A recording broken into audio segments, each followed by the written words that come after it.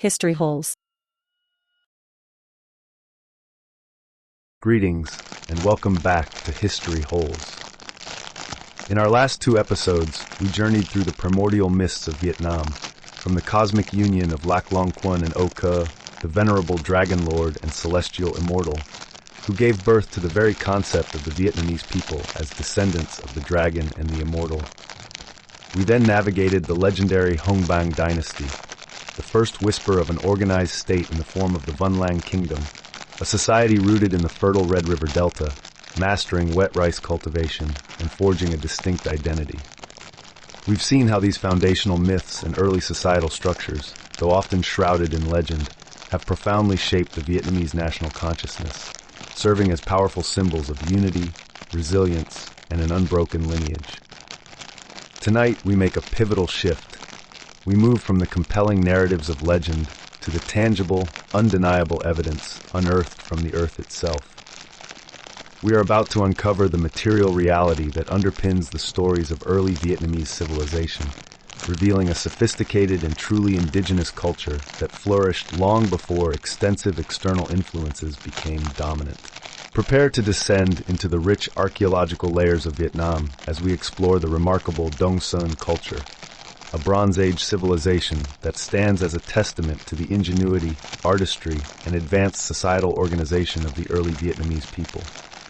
This is where the echoes of Vân Lang transform into concrete, shimmering bronze.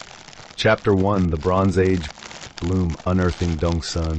The Đông Sơn culture, a name now synonymous with ancient Vietnamese ingenuity, thrived across a vast expanse of northern Vietnam, particularly centered in the Red River Delta.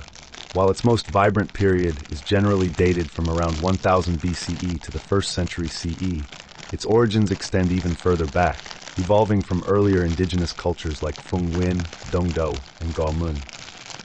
These preceding cultures, with their increasingly sophisticated pottery, stone tools, and nascent metal artifacts, laid the crucial groundwork for the magnificent achievements of Đông Sơn.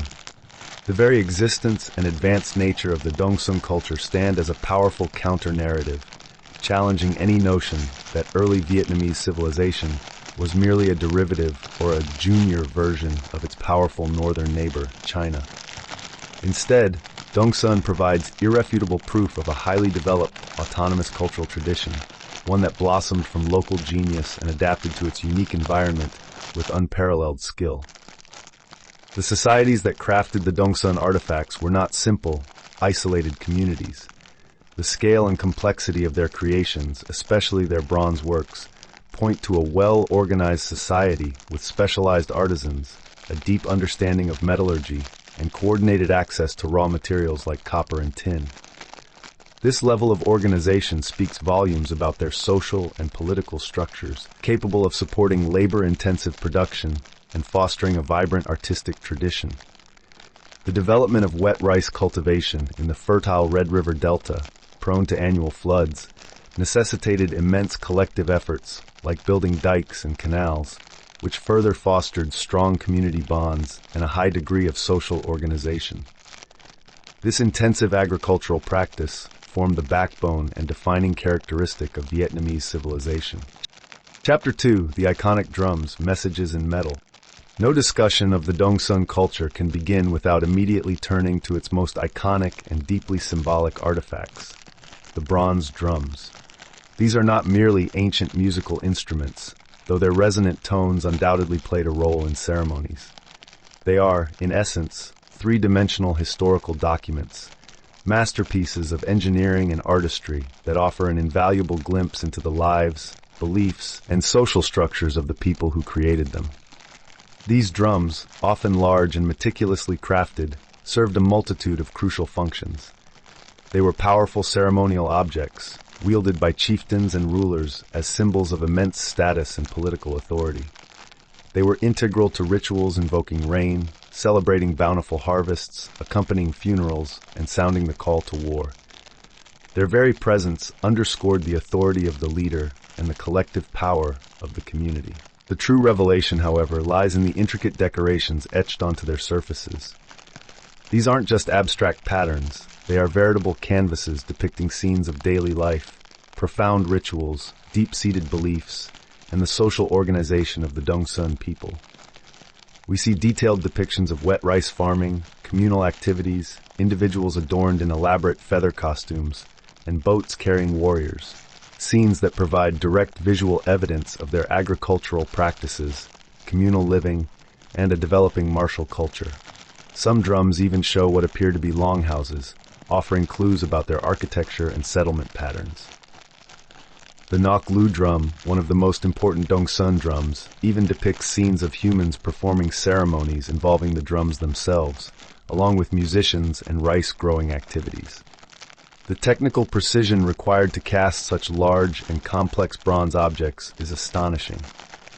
It points to a sophisticated knowledge of alloy composition, mold making, and temperature control, skills that were cutting edge for their era. This level of metallurgical expertise, combined with the artistic sophistication of the motifs, demonstrates a highly advanced civilization flourishing in the Red River Delta. Crucially, the distinctiveness of Đông Sơn bronze work is paramount.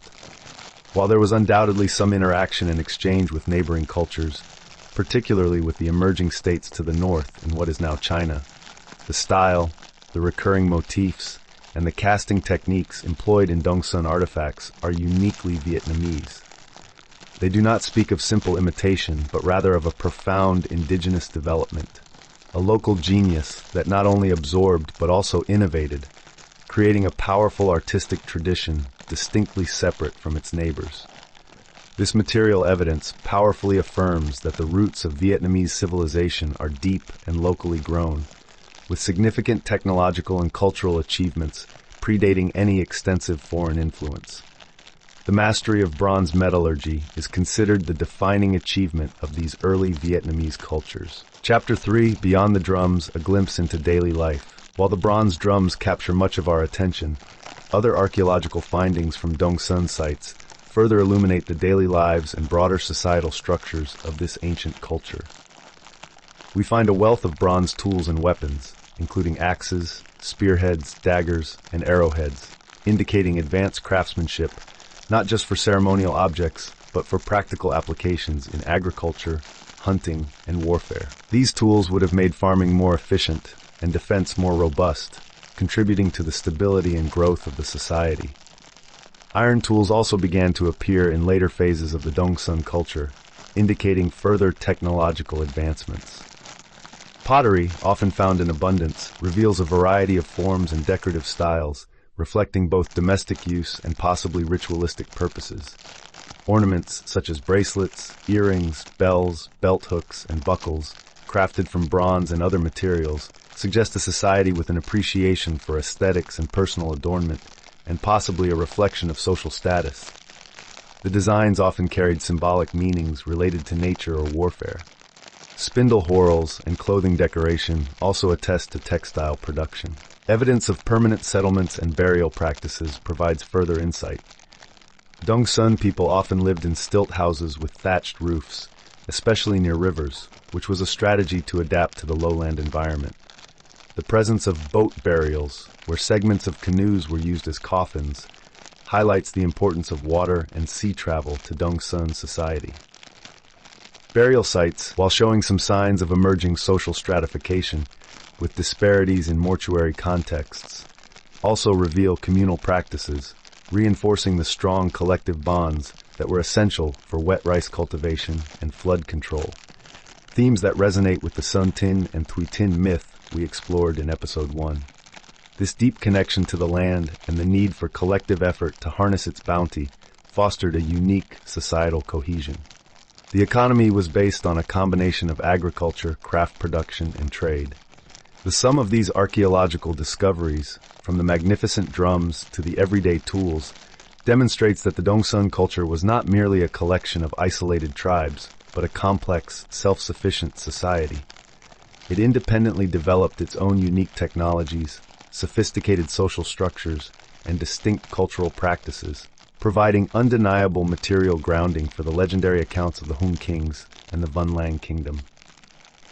This was a dynamic and evolving people, laying the absolutely essential groundwork for the Vietnamese civilization that would continue to flourish for millennia. Chapter 4, the enduring legacy of indigenous development. The Đông Sơn culture represents the powerful Bronze Age foundations of Vietnam, proving beyond doubt that the roots of Vietnamese civilization are deep, complex, and locally grown. It serves as a vital bridge between the mythical narratives and the subsequent periods of documented history, providing concrete, material evidence of a highly developed prehistoric society in Vietnam. What someone can learn from this exploration is a profound understanding that the Vietnamese people possess a long and rich history of indigenous development, marked by significant technological and cultural achievements that predate extensive foreign influence. It highlights their remarkable ingenuity, their sophisticated social organization, and their capacity for artistic expression, all of which contributed to the formation of a distinct national identity. The echoes of Đông Sơn resonate even today in Vietnamese art, symbolism, and the collective pride in a heritage that is both ancient and uniquely their own. This culture attained a degree of development higher than others in the region at the time, yet still bore features of Southeast Asian culture due to shared roots and wet rice cultivation. The Đông Sơn culture prosperously developed in many aspects of technology, economy, sociology, and ideology, forming a material and spiritual base for the formation of an early state, the Vân Lang state, and then the Olac state. Its influence spread to other parts of Southeast Asia, including maritime Southeast Asia, from about 1000 BCE to 3rd BCE. The distinctiveness of Đông Sơn, particularly its bronze drums, is a source of national pride, representing a sophisticated civilization that existed before extensive outside cultural influence. Our journey through the Đông Sơn culture thus illuminates the physical, tangible origins of Vietnam's early statehood, laying the groundwork for the monumental architectural achievements that would follow. We've seen how the ingenuity of ancient Vietnamese people shaped their world, literally carving their identity into bronze and earth. In our next episode, we will witness the culmination of this early state formation. We will journey to a site that stands as a monumental architectural achievement and a testament to a politically sophisticated indigenous society, the Co Loa Citadel.